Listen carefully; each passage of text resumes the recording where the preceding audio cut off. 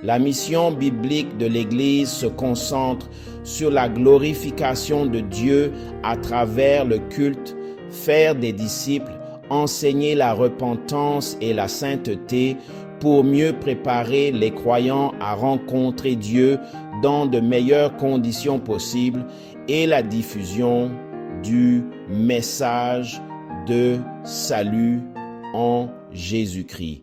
Voici un aperçu de cette mission telle qu'elle est décrite dans les Écritures. 1. Adorer Dieu.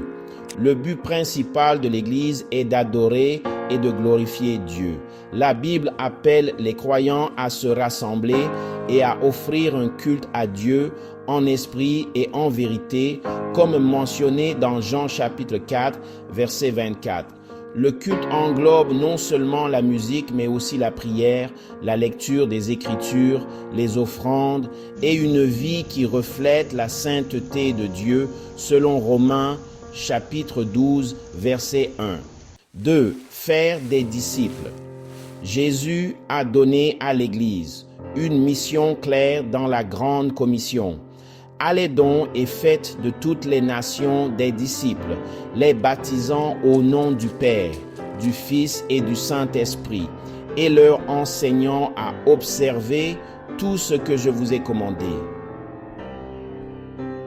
Comme indiqué dans Matthieu chapitre 28, versets 19 à 20.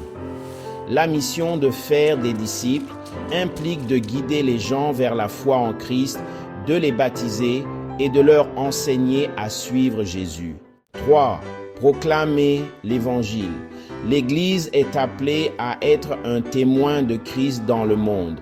Jésus a dit à ses disciples, « Vous recevrez une puissance lorsque le Saint-Esprit viendra sur vous et vous serez mes témoins à Jérusalem, dans toute la Judée et la Samarie et jusqu'aux extrémités de la terre, comme on le voit dans Actes chapitre 1, verset 8. Cette mission implique l'évangélisation, partager la bonne nouvelle du salut en Jésus avec les gens localement et globalement. 4. Édifier le corps de Christ. L'Église est responsable d'équiper et d'édifier ses membres pour qu'ils grandissent spirituellement.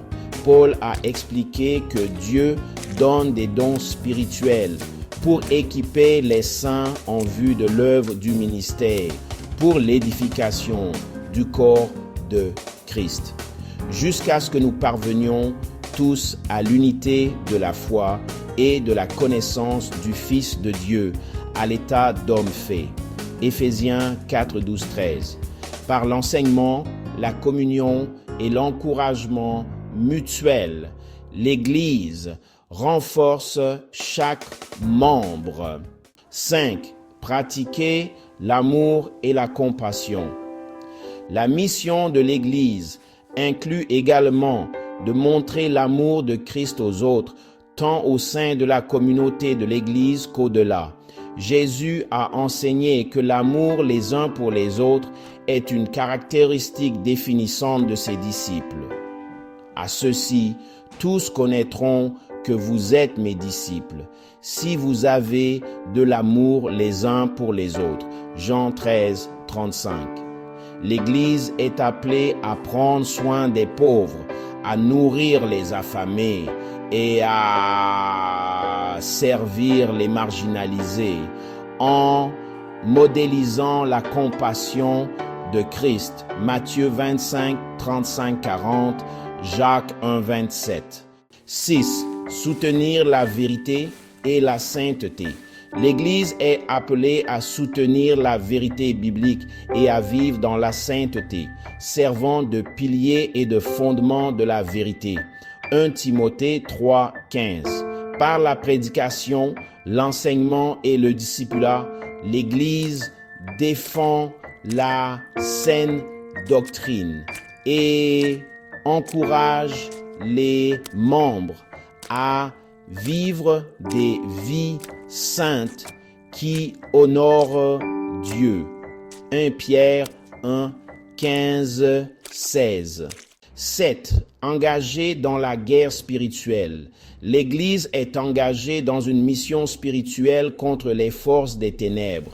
Paul a rappelé aux croyants de revêtir l'armure complète de Dieu pour tenir ferme dans les batailles spirituelles. Éphésiens 6, 10-18. Cela implique la prière, le jeûne et la vigilance dans la foi pour résister au diable et protéger la communauté de l'Église.